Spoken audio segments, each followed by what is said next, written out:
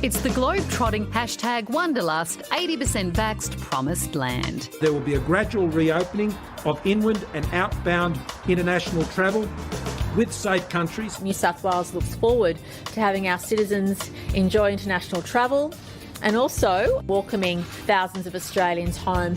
And gradually things are falling into place to get us there. Work underway on new digital passenger declarations, aka vaccine passports, as New South Wales and South Australia trialled home quarantine for international arrivals. We've created an app which allows people to do home-based quarantine, and the pilot's underway at the moment. There's just one problem. International travel requires international flights, and those babies could be hard to come by. Foreign airlines at risk of pulling out. Airlines in the dark. Few planes to service huge demand.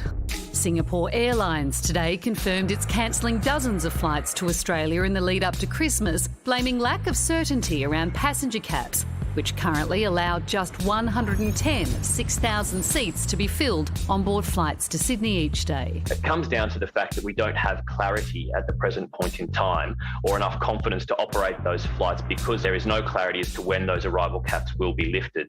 Airlines and airports warning, with planes gathering dust in desert holding pens, staff cuts and Aussie pilots being poached overseas, it will take time to get things up and running again. They need to pull those aircraft out of storage. They need to plan to get Australia back on their route list. We need to make sure that the passengers are ready to fly. There are long lead times to be ready for this. Foreign airlines at risk of taking their business elsewhere unless clearer plans are locked in, leaving Aussies with fewer seats and higher prices. Not quite the grand reopening we had in mind. Margie Osmond is the CEO of the Tourism and Transport Forum Australia, and she joins us now. So, Margie, 80% vaccination was the federal government's initial benchmark. It's since extended the international travel ban until December 17, which kind of seems a little bit at odds with what the New South Wales Premier is saying. Are airlines as confused as we are?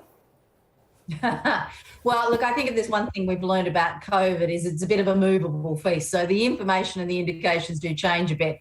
But I think there's a bit of renewed optimism that we are going to see international travel at the end of this year.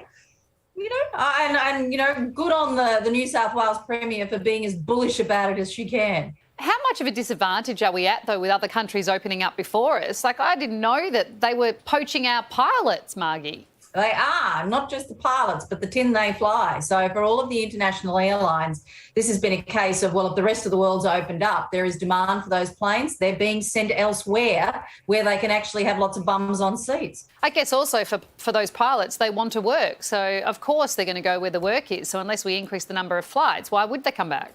Absolutely right, Carrie. So that's what's happening. They're going where they can do their job. And in addition to that, it's not just the pilots. It'll be the rest of the expert crew that would be on one of those aeroplanes. So it's a big job and there's lots of things to get done before we all cheerfully take off into the wild blue yonder again, not the least of which is getting the planes and the pilots back. In the meantime, most of our pilots have ended up on The Bachelor. Will they be stealing our bachelors next? Well, I won't be short on for a date. That's the good part of it. What about airline prices, Margie? Is this going to sort of send us back to the days when international travel was out of reach for most people?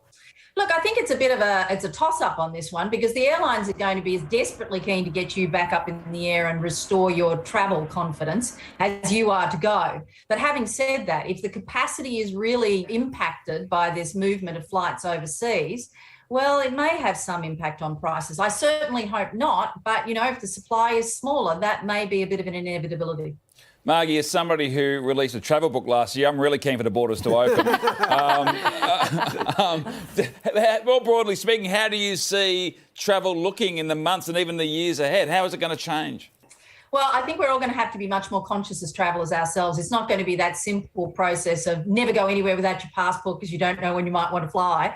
It's going to be a lot more complicated than that. You're going to have to do, in some cases, tests beforehand. You will have had to link your vaccination certificate. You'll have to think about how long it's going to take you to reconnect in different airports around the world. I mean, when Heathrow Airport reopened, it was taking over 6 hours to get through the check-in alone. We certainly hope that's not going to happen here. But nevertheless, you're going to have to be a very, very conscious traveller in the future. You get the inside word, Mark. If you had to put a date on it, when do you think international travel will open? Gosh. Okay, the hopeful, optimistic part of me says beginning of December. What's the realistic part of you say? Well, given that governments like to change their minds pretty frequently, it's not impossible, but it's probably likely going to be closer to Christmas. I just hope it's not too close to Christmas, that it means lots of people who want to come home to loved ones won't get the chance to do it. Can I just confirm you're talking about this Christmas though, Margie? Yes, I am talking about this Christmas. Excellent, excellent. All right, Margie, thanks so much for speaking to us. My pleasure. From expert opinions to in-depth analysis and reporting, the Project YouTube brings you the biggest stories from Australia and around the globe.